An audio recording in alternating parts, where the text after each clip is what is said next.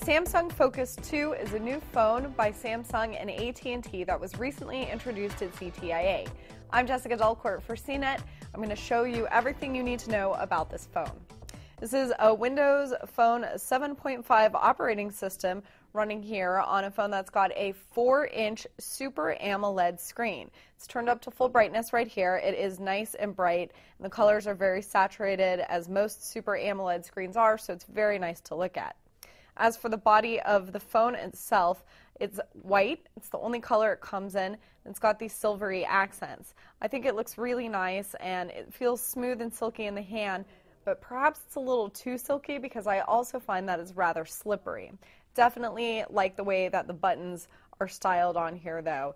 You've got a hardware photo button as well, so you can press and hold to wake up the camera and also to take pictures.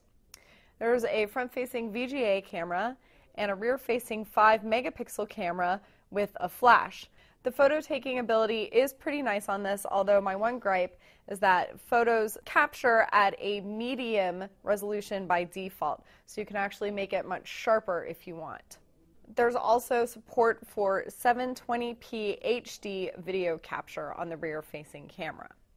There aren't a whole lot of other surprises with this phone because it is a Windows phone, and Microsoft pretty much curtails a lot of experimentation with the exception of some apps from Samsung and from AT&T. So this is a very standard experience. It's a good one, but one of the things that makes the phone desirable is the fact that it's got 4G LTE on board.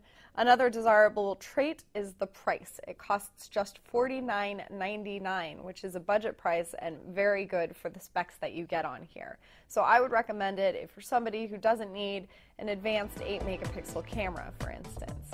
The Samsung Focus 2 will be available starting on May 20th.